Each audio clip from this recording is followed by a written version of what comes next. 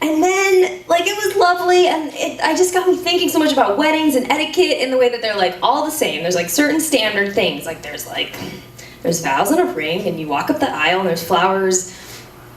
And then there was dinner, and the speeches were really, really lovely because people from England are funnier. And, and then there was the dancing. And it started out with Celebration. Of course it did. By Cool and the Gang? Yeah, of course it did. It was that kind of DJ. It was awesome. And everybody was dancing. And I was watching this guy, and you know that guy? And he's had so much to drink. He's so drunk. And he's like on the dance floor.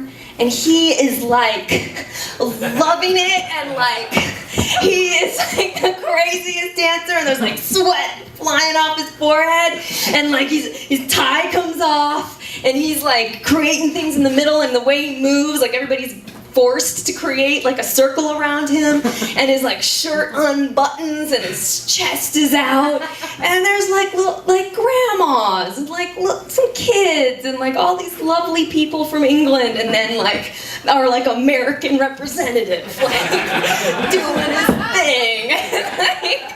And at one point the song changed from whatever song it was to the next song, and he totally like struck a pose, put this to his head, and like concentrated the beat change.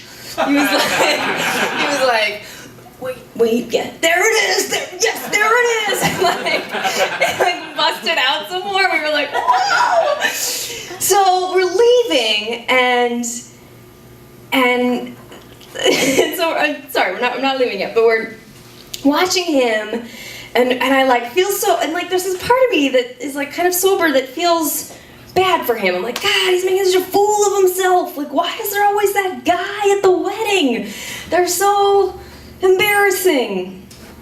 And then I remembered that in 2004, I was that guy.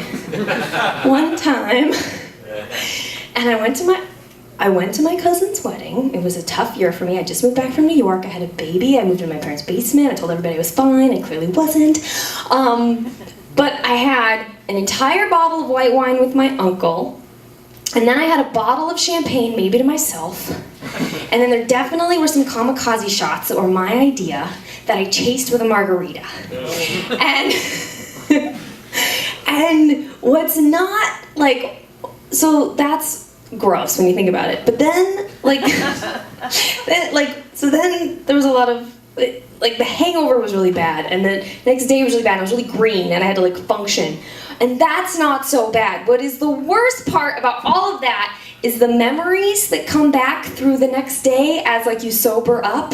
Like with every cup of coffee, you have like another flash of like what you did the night before, and I was suddenly remembering that I fell like 4 times. It was a formal wedding. Did I mention it was formal? Really fancy, at a really fancy nouveau riche golf course in San Jose. And I fell like 4 times, and suddenly I remember that, and like I'm like drinking coffee outside, and like I've disappointed everybody in my family. And then I remember this other thing I did where this guy had just gotten back from Japan, and I had him write his name for me in Japanese, and I got really close to him, and I was like, I would totally do you. And I remember that, and then there was another, and then like as I'm drinking coffee, and then the next memory is that this other guy, I'm making out with somebody on the patio, and I think a different guy, but I don't know, and I tell him, I totally want to take you back to my hotel room, like I would totally take you back right now, but I'm sharing it with my whole family. But like I would if I could.